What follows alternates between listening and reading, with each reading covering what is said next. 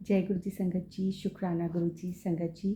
आज हम जो सत्संग पढ़ेंगे डिवाइन बुक दिव्य आभा का, वो भी गोपाल सेठी अंकल जी का ही है। उन्होंने बहुत प्यारे प्यारे अपने अनुभव हमारे साथ साझा किए, अपनी ब्लेसिंग्स हमारे साथ बांटी, जो गुरु जी ने अंकल को ब्लेस की, है ना। तो आज जो अंकल का सत्संग हम सब पढ़ेंगे कि गुरुजी ने उनके ऊपर क्या कृपा की, वो है जीवा पर जिप। संगत जी, गुरुजी ने कभी नहीं कहा अपनी संगत को कि तुम मुझसे मांगो, क्योंकि गुरुजी को सब पता है कि हमें क्या चाहिए। अगर हम गुरुजी के सामने ऐसे ही जाके खड़े हो जाते हैं तो गुरुजी को सब पता चलता है कि हम किस वेदना से गुजर रहे हैं, हमारे मन में क्या पीड़ा है, हमें किस चीज़ की आवश्यकता है। पर being a human being, and हम सबका ये नेचर है, हमारी ये टेंडेंसी है कि जब तक हम किसी से कुछ बोले ना, है ना, चाहे वो कोई भी हो, कोई हमारे सामने इंसान भी क्यों ना हो, जब तक हम उनको कुछ बोलेंगे नहीं, अपने दिल का हाल बोलेंगे नहीं, तब तक हमें नहीं लगता कि कोई सामने वाला हमारा कुछ हमारे मन की बात, कोई हमारे मन की पीड़ा या वेदना को जान सकता है। पर गुरु जी तो भगवान हैं, उनसे कुछ नहीं छिपा, क्योंकि डेस्टिनी लिखने वाले और हमारी डेस्टिनी तकदीर को बदलने वाले ही गुरुजी साहिब हैं।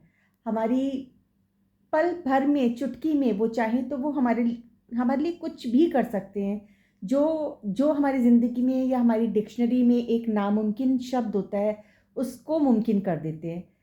बस हमको अपना सच्चा भाव देना है, क्योंकि हमारी कोई हैसियत ही नहीं है या हमारी कोई औकात ही नहीं कि हम गुरुजी को कुछ दें। जैसे कि एक बार एक संगत में एक व्यक्ति जाते हैं, संत महात्मा ही होते हैं वो भी।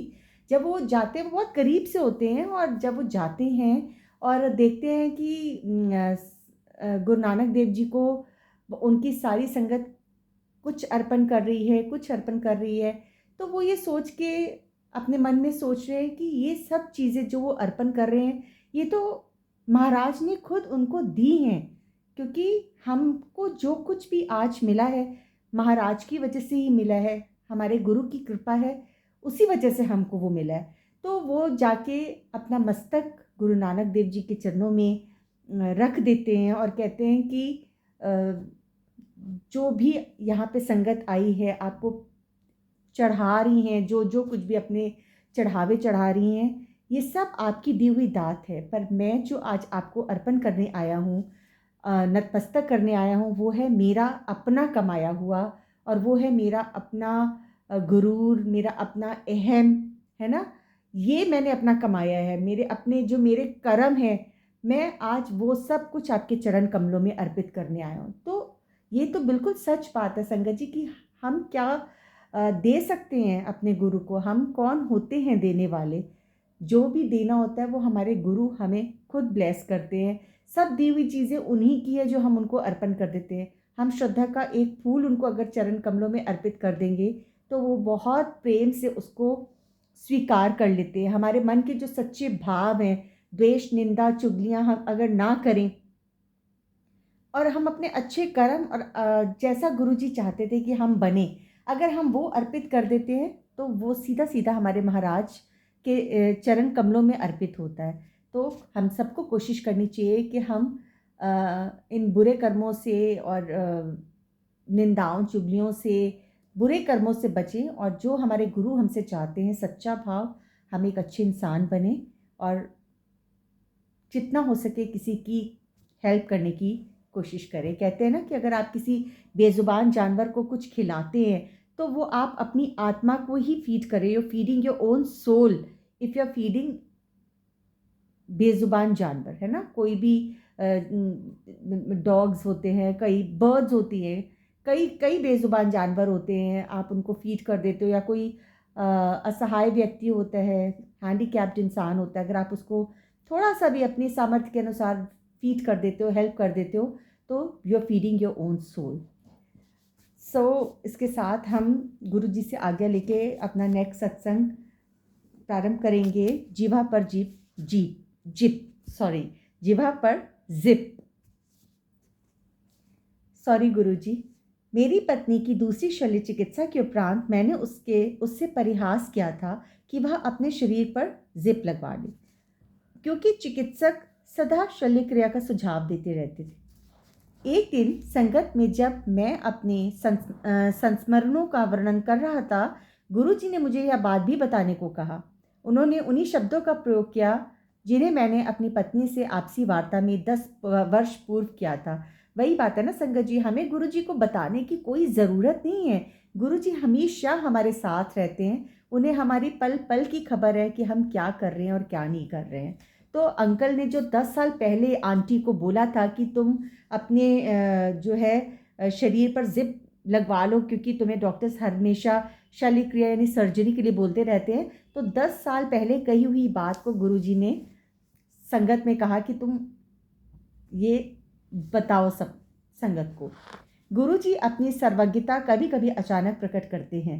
मेरी बड़ी बहन जब दूसरी बार गुरुजी के दर्शन कर रही थी तो उन्होंने कहा कि वह उनकी अत्यंत पुरानी भक्त है। मैं सोच रहा था कि यह कैसे संभव है। उसी समय मुझे आभास हुआ कि वह बचपन से शिव जी की पूजा कर रही है और प्रत्येक सोमवार को व्रत भी रखती आई है। यह एक अति महत्वपूर्ण क्षण था। गुरुजी ने अपनी वास्तविकता बताई थी। गुरुजी की शरण में यह जीवन पूर्ण रूप से परिवर्तित हो चुका है।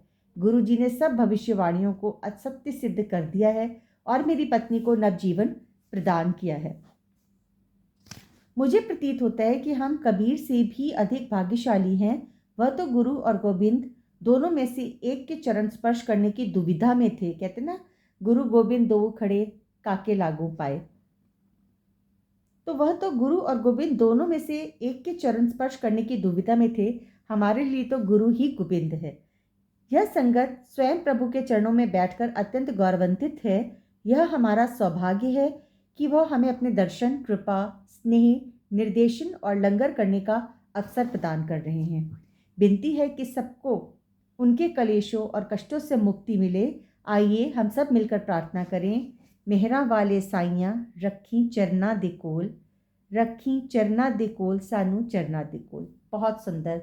हमेशा हमें अपने गुरुजी से ये अरदास करनी चाहिए कि गुरुजी आप अपने चरण कमलों के साथ हमें हमेशा लगा के रखना। आप अपनी याद, अपने मंत्र जाप को हमसे हमेशा करवाते रहना। हम हमेशा कुछ भी काम कर रहे हो, कुछ भी कर रहे हो, हम हमेशा आपको मन ही मन में याद करते रहें। और हम ये नहीं कि हम अपने काम छोड़ के हम बस याद कर रहे हैं, नहीं, हम काम भी करते रहें और अपने गुरु को याद भी करते रहें।